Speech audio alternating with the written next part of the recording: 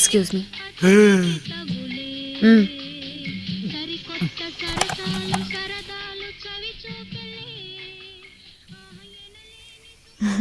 ఇక్కడికి ఎందుకు వచ్చావు? మన పెళ్లి ఫోటోలు వచ్చాయి చూడు.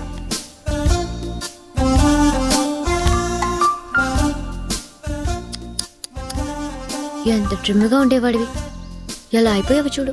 నెత్తి మీద మొట్టి అయ్యో బొప్పి కట్టిందా? అందంట నీలాంటిది ఒకటి.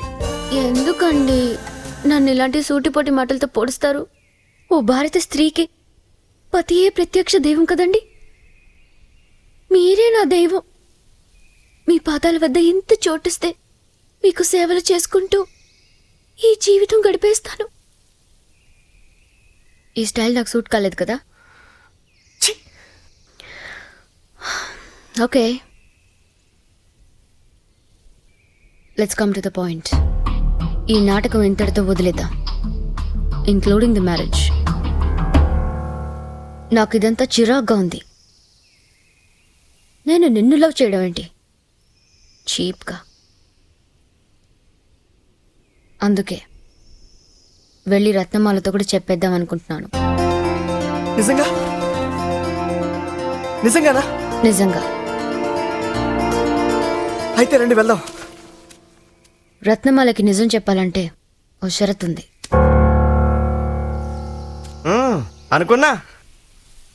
ఏ ఫిట్టింగు లేకుండా ఇదంతా ఎందుకు చేస్తున్నా అనుకున్నా. ఎందుకు చేస్తుందబ్బా అనుకునే బదులు చెప్పేది కొంచెం ఓపికగా వినొచ్చు కదా.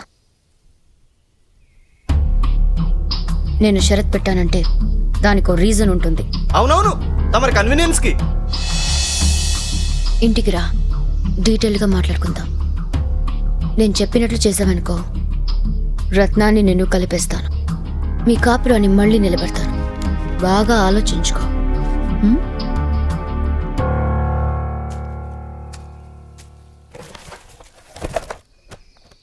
నువ్వేంటి నా కాపురం నిలబెట్టేది?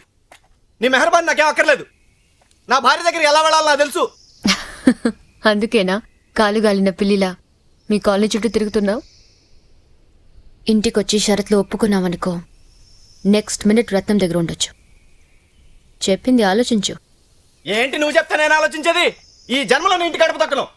పంచభూతాలు సాక్షిగా చెప్తున్నా, తొక్కనంటే తొక్కను, చస్తే తొక్కను.